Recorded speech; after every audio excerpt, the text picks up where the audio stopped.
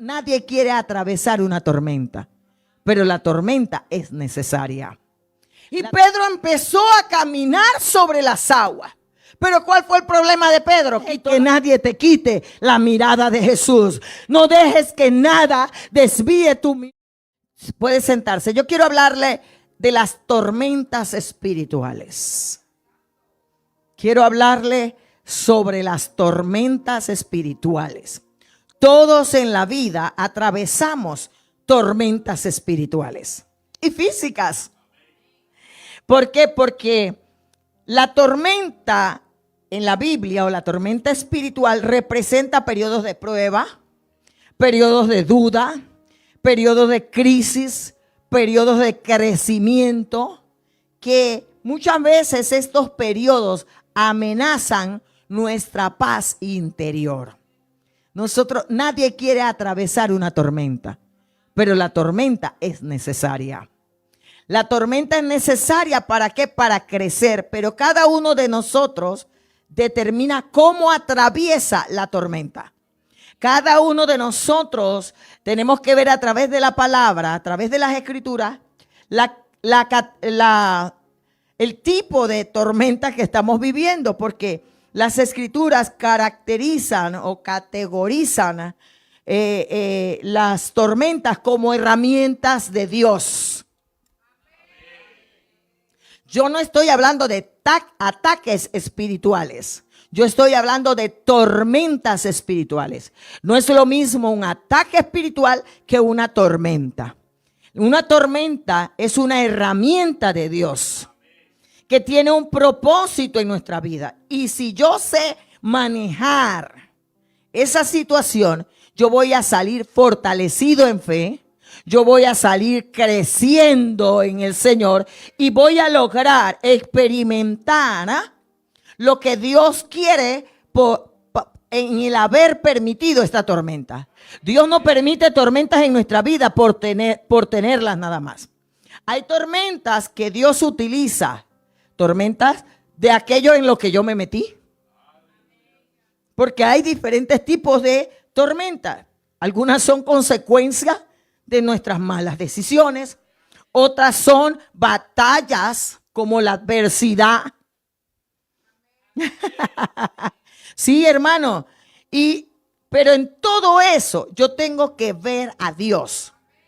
Yo tengo que ver qué Dios me quiere enseñar. ¿Qué Dios quiere que yo cambie? ¿Qué Dios quiere que yo mejore? Porque a pesar de que parece una adversidad, recuerde que en medio de tu tormenta tú no estás solo. Que en medio de tu tormenta Dios está a tu lado. Que si Él permitió que tú entres en esa tormenta, es porque Él quiere que cruces al otro lado. Porque Él tiene al otro lado una bendición sobrenatural que tú necesitas tomar, pero tienes que atravesar la tormenta. Y ese es lo que tú y yo tenemos que comprender. Por ejemplo, cuando nosotros nos vamos a Marcos capítulo 4, voy rapidito para poder decirlo. Marcos capítulo 4, verso 35 en adelante, nosotros vemos nuevamente a Jesús hablar de este mismo tema, de calmar, ¿qué cosa? La tormenta. Pero aquí, cuando el Señor está hablando, igual que en Mateo, ¿verdad? Nos damos cuenta que esta tormenta que estaba atravesando los discípulos era una tormenta de formación. Era una prueba. Por eso Jesús le dice, hombres de poca fe, ¿por qué dudaste? Hermano, ellos no veían quién estaba en su barca. En su barca ellos no estaban solos, el maestro estaba en la barca. Y los vientos se levantaron, pero Dios permite las tormentas para probar nuestra fe. Dios permite las tormentas para expandir nuestra fe. Tal vez ya tú has atravesado alguna y sin darte cuenta.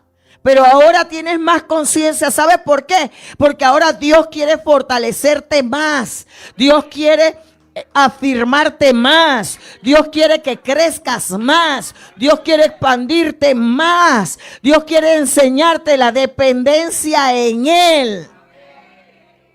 ¿Amén o no amén? Porque a veces nosotros pensamos, amados hermanos, que nosotros podemos solo y no podemos solo. O a veces pensamos que estamos solos y no estamos solos en la tormenta. Y a veces decimos, no sé si voy a poder atravesar esta tormenta, pero en la tormenta no estamos solos. Amados hermanos, tenemos que analizar qué tipo de tormenta estoy atravesando. Porque hay una tormenta de formación que nos prueba nuestra fe. Hay una tormenta por desobediencia. Léete el capítulo 1 de Jonás. Un libro que a la gente no le gusta predicar. Pero la tormenta que se levantó a Jonás no fue porque Jonás fuera el más siervo. No, desobedeció. Y a veces nosotros, Dios nos habla, nos da la orden. A veces Dios nos dice, mira, tienes que hacer esto, no tienes que hacer aquello, ¿verdad? ¿Y qué hacemos nosotros? Obviamos la voz de Dios. Silenciamos la voz de Dios, provocamos ¿qué cosa? Que se levanten tormentas en nuestra vida. Pero qué bueno, porque a pesar de que Jonás tomó una mala elección o una mala decisión, reculó, como decimos en el buen panameño. ¿Qué hizo Jonás? Jonás corrigió su rumbo. Hizo las correcciones necesarias para que la situación fuese diferente. Y hay muchas tormentas que se levantan en alta mar en nuestra vida. Empezamos con Dios y en alta mar. Sí, hay que ver las cosas así. Jonás empezó bien, pero en alta mar, ¿qué pasó? Se levantó la tormenta. Cuando uno piensa, ya estoy llegando, en el medio de ese llegar, yo debo cuidar lo que elijo, lo que decido, lo que hago, porque se me puede levantar una tormenta. No es que no, pero si Jesús dijo que íbamos para el otro lado, ¿qué pasó? El maestro habló, sí, el maestro habló, pero ¿qué actitud tomé yo en medio de mi alta mar? Entonces, amados hermanos, dile al que está a tu lado, cuida tu alta mar. Cuando nosotros podemos analizar a Pablo y Silas en la prisión, en Hechos de los Apóstoles capítulo 16, se les levantó una tormenta. Esta sí era una tormenta de oposición. ¿Por qué? Porque Pablo y Silas habían intervenido en sacarle un demonio a una chica con un espíritu de adivinación. Y a veces por causa de meternos con Dios, por seguir al Señor, se nos va a levantar oposiciones. Se nos va a levantar tormenta, van a venir ataques externos, van a venir injusticias, van a venir momentos que tú dices, pero si ahora que me estoy guardando para el Señor, si ahora que estoy buscando al Señor, ahora dicen de mí, hablan de mí, se me oponen, me adversan, pero tú tienes que comprender que esa es una prueba. Es una prueba, ¿por qué? Porque Dios está probando tu carácter y tu firmeza en seguirlo a Él a pesar de lo que se levante, a pesar de lo que el enemigo quiera hacer. Yo voy a mantenerme firme porque yo sé que esta tormenta es temporal, pero lo que Dios está haciendo es eterno y me va a llevar al otro lado, y al otro lado me está esperando la bendición. Entonces, amados hermanos, yo tengo que comprender que el único que calma mi tormenta se llama Jesucristo. El único que calma la tempestad es Jesucristo. Y los discípulos enfrentaron el temor a morir. Enfrentaron el temor a ahogarse.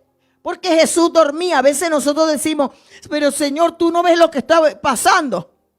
Señor, ¿será que tú no estás conmigo? ¿Será que, Señor, para dónde te fuiste? ¿Para donde Leida? ¿Qué hora tanto? ¿Para dónde te fuiste, Señor?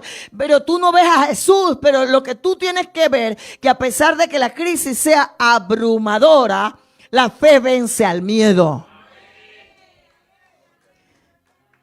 La fe vence las tormentas, porque yo sé que Jesús está en mi barca. Y si Jesús está en mi barca, Él tiene el control de todo. Si Jesús está en mi barca, Él me ayudará a pasar al otro lado. ¿Cómo? Yo no sé, pero de seguro que Él lo va a hacer.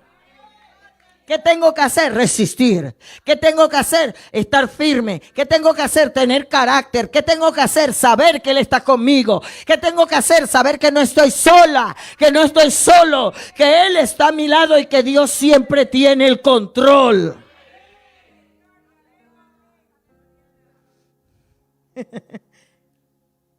Voy a Mateo 14. Vámonos a Mateo 14. Y yo termino aquí. De seguro que termino aquí. Y yo quiero dejarte con este pasaje que ha guiado toda mi vida en muchas tormentas. Porque si usted piensa, bueno, ya pasé esta, ya no voy a pasar más. No, hermano. En la vida siempre van a haber tormentas. Tormentas de enfermedad, tormentas financieras, tormentas matrimoniales, tormentas familiares, tormentas ministeriales, financieras. Wherever. Muchas tormentas se van a levantar. Y cuando usted siente que ya tiene la cabecita afuera y que está respirando un loop, viene una y tú dices, oye, pero déjame respirar. Cierto. Pero lo que no te mata te hace más fuerte. Lo que tú vences, lo que tú conquistas, jamás te conquistará. Tienes que aprender a conquistar las tormentas. Tienes que aprender a vencerlas. Porque cuando aprendes lo que Dios quiere enseñar, eso jamás te volverá a conquistar. Y por eso, yo siempre cuando alguien me pregunta, y le conversaba con Patricia, ¿verdad? Le decía a Patricia, ¿sabes qué, Patricia? Cuando alguien te pregunte a ti, ¿cómo estás, Patricia? Aquí mirando a Cristo. Cuando a mí me preguntan, pastora, ¿cómo usted está? Mirando a Cristo. ¿Por qué? Porque no le voy a dar gusto al diablo que me escuche decir que estoy mal, que me duele aquí, que me duele allá, que no, mirando a Cristo, porque si usted quita la mirada de Cristo, se hunde. Porque cuando nosotros vamos a Mateo capítulo 14, la tormenta física y espiritual que estaba viviendo Pedro. Pedro le dijo al maestro, maestro, manda que yo vaya a caminar sobre las aguas. Y el maestro le dice a Pedro, ven pues, ¿quién dio la orden? No fue Juan de los Palitos, ni Juana de los Palitos, fue el maestro. Y Pedro empezó a caminar sobre las aguas. Pero ¿cuál fue el problema de Pedro? Quitó la mirada del maestro. Y empezó a ver, ¿qué cosa? Las tormentas, las olas, el viento. Empezó a mirar. ¿Y qué pasó? Se hundió.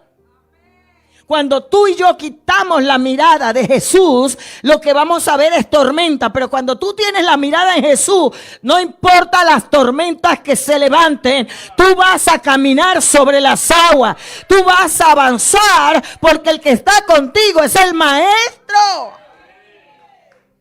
Por eso hay que poner la mirada en Jesús. Porque si empezamos a oír lo que dice las noticias, lo que dice la estadística, lo que dice el diagnóstico, lo que dice el pronóstico, si empezamos a oír al vecino, al compañero de trabajo, hay muchos matafe, críticos, envidiosos y de todo. Y entonces va a entrar a nuestro oído, ¿qué cosa? Tormenta.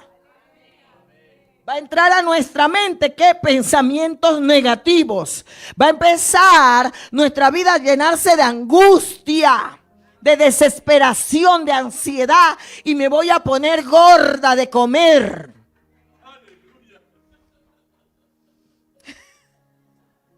Porque la ansiedad produce ganas de comer.